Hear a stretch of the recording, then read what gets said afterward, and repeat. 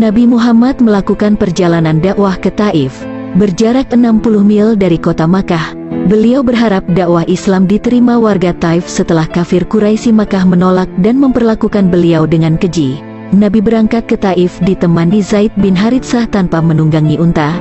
Beliau berjalan kaki untuk menghindari kecurigaan kafir Quraisy. Berhari-hari dalam perjalanan yang melelahkan, Rasulullah dan Zaid akhirnya tiba di Taif.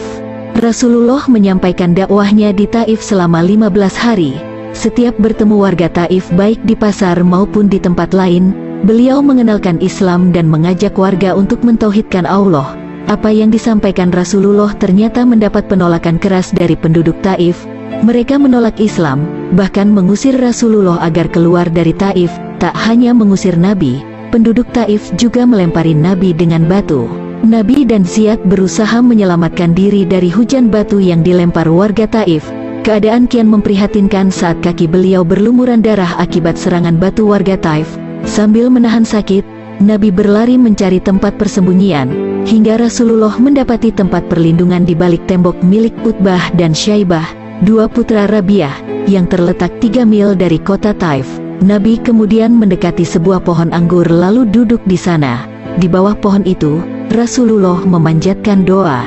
Ya Allah, aku mengadu kepadamu atas lemahnya kekuatanku dan sedikitnya usahaku serta kehinaan diriku di hadapan manusia. Engkaulah Tuhan semesta alam, pelindung orang-orang yang lemah dan Engkaulah pelindungku. Kepada siapa hendak Engkau serahkan diriku, kepada orang yang jauh yang menyerangku ataukah kepada zat yang dekat yang mengatur urusanku? Asalkan Engkau tidak murka kepadaku, aku tidak peduli. Aku berlindung terhadap cahaya wajah-Mu yang menerangi kegelapan dan karenanya membawakan kebaikan bagi dunia dan akhirat, dan kemurkaan-Mu yang akan Kau timpakan kepadaku. Engkaulah yang berhak menegur hingga berkenan padamu, dan tiada daya dan upaya selain Engkau. Nabi tidak menyadari ketika diperhatikan oleh dua putra Rabi'ah. Putranya Rabi'ah memanggil Adas.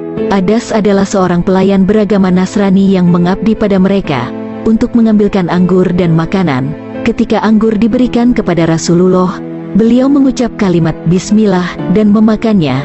Adas pun kaget karena tidak pernah mendengar ucapan itu sebelumnya. Karena penasaran, ia pun bertanya kepada Rasulullah tentang Yunus bin Matta. Lalu Rasulullah menjawab, dia adalah saudaraku, seorang nabi. Demikian pula dengan diriku. Jawaban Nabi itu membuat Adas memeluk Islam. Ketika hari gelap, Rasulullah dan Zaid keluar memutuskan untuk kembali ke Makkah. Sembari menahan kepedihan dan lapar, ada satu hal yang membuat Nabi bersemangat karena masuk Islamnya. Adas, seorang budak Nasrani, ketika tiba di Karnul Manazil, Rasulullah menengadahkan wajahnya ke langit dan tiba-tiba Jibril menampakkan diri seraya menyampaikan salam.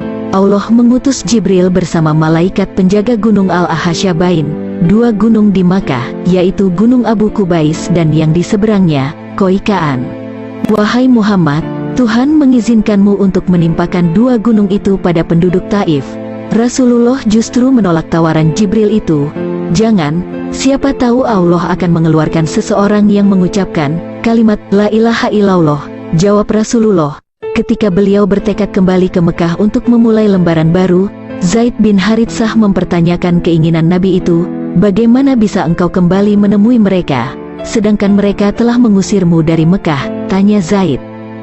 Kemudian Rasulullah menjawab, wahai Zaid, sesungguhnya Allah akan menjadikan apa yang engkau lihat sebagai kemudahan dan jalan keluar. Sungguh, Allah akan menolong agamanya dan akan memenangkan nabinya. Doa, tawakal dan bersabar. Rasulullah benar-benar memperlihatkan akhlak yang begitu agung hingga lama-kelamaan warga Taif akhirnya memeluk Islam berkat kesabaran beliau dan doa yang dikabulkan Allah.